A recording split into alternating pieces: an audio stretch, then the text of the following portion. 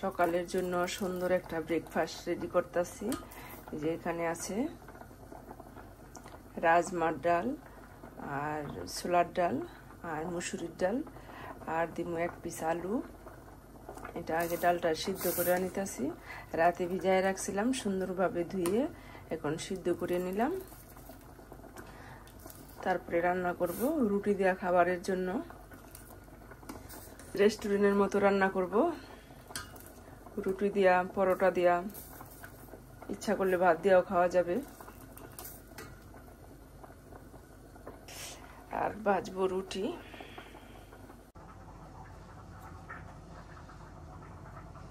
এই যে দেখো এখন সকাল বাজে 8টা, দেখো বাইরে অন্ধকার, সকাল 8টা বাজে।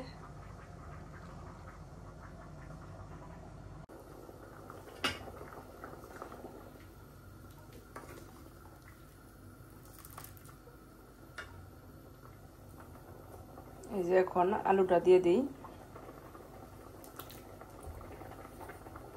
এরকম হয়েছে।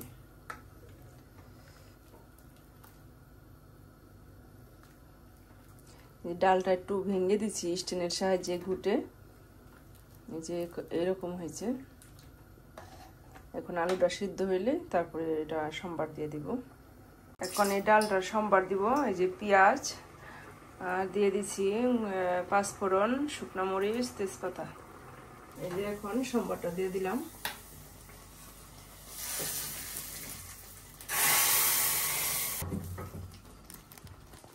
এই যে দেখো এখন একটুখানি জিরে বাটা দিয়ে দিব আর ধনে পাতা দিয়ে নামাই নিব। দেখো আমার ডালটা কিরকম হয়েছে, অনেক সুন্দর, যে লোভনীয় হয়েছে, অনেক মাখা মাখা, অনেক টেস্টি হয়েছে। রুটিও এই যে 1 চামচ ভাজা জিরের গুঁড়া দিয়ে দিলাম।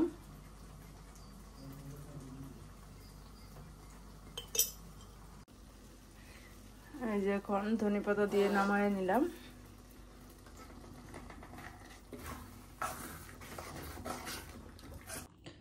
এখন খাওয়া দাওয়া করি, সকালের খাবার।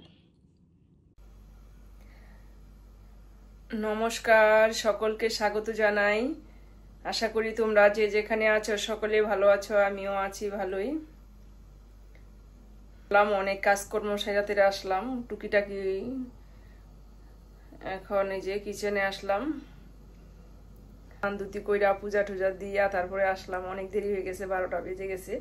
এখন রান্না বসামো, নিরামিষ রান্না বসাইছি আর শিং মাছ রান্না করুম। তোমরা পাশে থাকো, সম্পূর্ণটা দেখতে পারবে। এই যে নিরামিষ বসাই দিছি, এখানে দিয়ে দিচ্ছি মূলা আর ফুলকপির, এখানে দিয়ে দিচ্ছি মূলা আর ফুলকপির ডাঁটিটি, একটু একটু দিছি গাজর, একটু দিছি ফুলকপি, একটা আলু। এখন লবণ দিয়ে দিলাম আর দিয়ে দিব কাঁচামরিচ, দিয়ে দিব আবার সিম। এই যে এখন দিয়ে দিলাম একটু পালং শাক, এই পালং শাকটা দিয়ে দিলাম, একটু সুন্দর হইব, তরকারিটা সুন্দর মাখামাখা হইব আর খাইতেও অনেক টেস্ট হইব। আর ফোড়নে দিয়ে দিব এই যে পাঁচফোড়ন দিয়ে দিব। আর এই যে এই মাসকালের ডালের বড়াটা দিয়ে দিব, এটা দিয়ে রান্না করুম, অনেক টেস্ট হয় এভাবে রান্না করলে। আমি যেভাবে রান্না করি এভাবে রান্না করে খেয়ে দেখবা, খুব সুস্বাদু। শিং মাছের লবণ দিয়ে দিচ্ছি, এখন হলুদ দিয়ে এটা একটু মেখে নেই, তারপরে ভেজে রান্না করবো।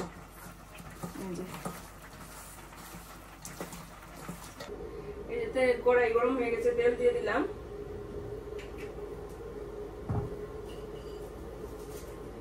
দিয়ে দিব শুকনো মরিচ আর দিয়ে দিলাম পাঁচফোড়ন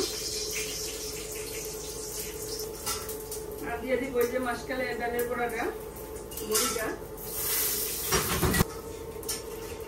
এই যে ভাজা হয়ে গেছে, এখন এটা দিয়ে দিলাম সম্বারে।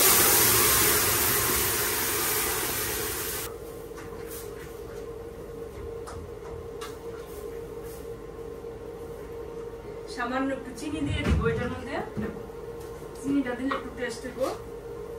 একটু এই যে সামান্য একটু দিলাম।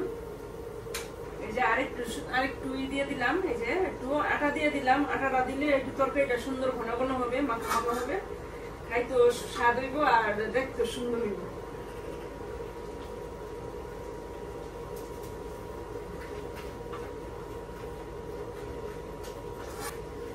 তরকারিটা হয়ে গেছে, এই যে রান্না হয়ে গেছে। এখন ধনেপাতা দিয়ে নামাই নিব। এই যে তেল দিয়ে দিছি। এখন এই যে একটু এই যে ছোট সস দিয়ে দিলাম, পেঁয়াজ কুচি দিয়ে দিলাম, আর এই যে মাছটি ভেজে নিচ্ছি সুন্দর করে। পেঁয়াজটি ভাজা ভাজা হয়ে গেছে। এখন এই যে আলু আর একটু মূলা দিয়ে দিলাম। এই যে এখানে আছে কাঁচামরিচ আর হলুদ, জিরা, ধনিয়া, এটা একসাথে দিয়ে সবজিটার মধ্যে দিয়ে দিব। এই যে এখন দিয়ে দিলাম। ভালোভাবে সবজিটা কষায় নিই, তারপরে ঝোল দিয়ে দিব। এই যে এখন ঝোলটা ফুটে উঠছে। এখন এই যে মাছটি দিয়ে দিলাম, আর দিয়ে দিলাম এই যে এতটুকু পরিমাণ পালং শাক। ভালোই লাগবো এটা, আরেকদিন টানছিলাম, অনেক ভালো লাগছিল, এই কারণে আজকে একটু দিয়ে দিলাম। একটু ধনেপাতা দিয়ে নামাই নিব, হয়ে যাব। মাছটা একটু আরেকটু সিদ্ধ হইব। এখন তো দিলাম, ঢেকে দেই, তাড়াতাড়ি হয়ে যাব। এই যে আমার তরকারিটা কেমন হয়েছে কমেন্টে জানাইবা। দেখতে তো অনেক সুন্দর হয়েছে। এই যে তেল দিয়ে দিলাম, দিয়ে দিব একটা তেজপাতা আর একটা শুকনো মরিচ, কলার মোচা, আর দিয়ে দিব ফোড়নে দিয়ে দিব জিরা, সাদা জিরা দিয়ে দিলাম, আর দিয়ে দিব এই যে একটু চিংড়ি মাছ, আর এই যে একটু আলু, ছোট ছোট একটা আলু দিচ্ছি, আর চিংড়ি মাছ দিয়ে এই কলার মোচাটা রান্না করুন। অন্যদিন তো আলু দিয়ে খাইছি, আজকে একটু চিংড়ি মাছ দিয়ে রান্না করুন।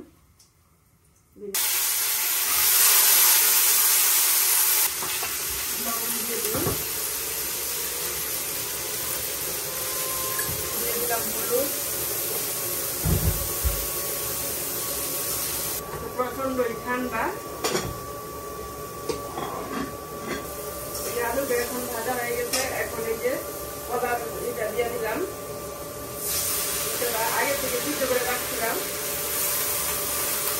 দিয়ে দিলাম ধনিয়ার গুঁড়া, আর দিয়ে দিলাম জিরার গুঁড়া।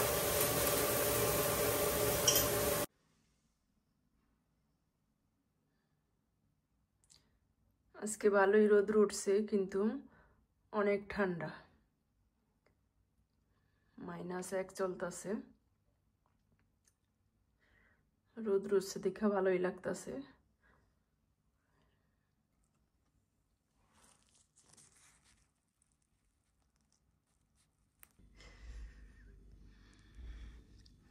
অনেক শীত। দেখো এই যে গাছের পাতাটি অনেক সুন্দর আছিল, সবুজে। এখন গাছে কোনো পাতাই নেই, দেখো যেমন গাছ মারা গেছে এরকম দেখতে দেখা যাইতেছে। কিন্তু গরম পড়লে মার্চ এপ্রিল মাসে আবার নতুন পাতা গাছে গজাইব।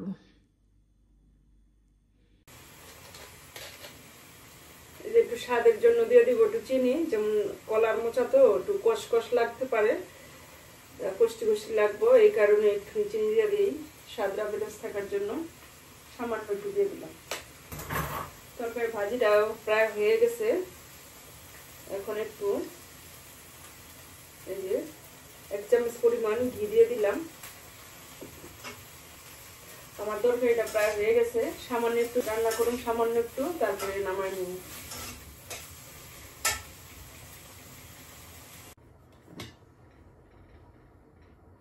এই যে আমার কলার তরকারিটা হয়ে গেছে, কলার মোচার ভাজিটা খুব সুন্দর হয়েছে, আর খেতেও মজা। চিংড়ি মাছ দিয়ে রান্না করছি, সবসময় আলু দিয়ে রান্না করি, আজকে করছি চিংড়ি মাছ দিয়া। সামান্য আবার একটু আলু দিয়েছি, আলুটা দিয়েছি একটু সুন্দর ঘন ঘন মাখা মাখা হইব, এই কারণে। যে কোনো তরকারিতে আলু না দিলে ভালোই লাগে না। আর এখানে উপকরণ লাগছে শুধু কলার মোচা, একটুখানি আলু, চিংড়ি মাছ, জিরা, তেজপাতা আর শুকনো মরিচ ফোড়নে দিছি, আর জিরা বাটা দিছি, ধনের গুঁড়া দিছি, হলুদ, কাঁচামরিচ হয়ে গেছে। এই যে এখানে দিয়ে দিছি মরিচ ফোড়ন, আর দিয়ে দিলাম কালো জিরে, আর এই যে মিষ্টি কুমড়া দিয়ে কাঁচামরিচ দিয়ে দিছি, আর লবণও দিয়ে দিচ্ছি।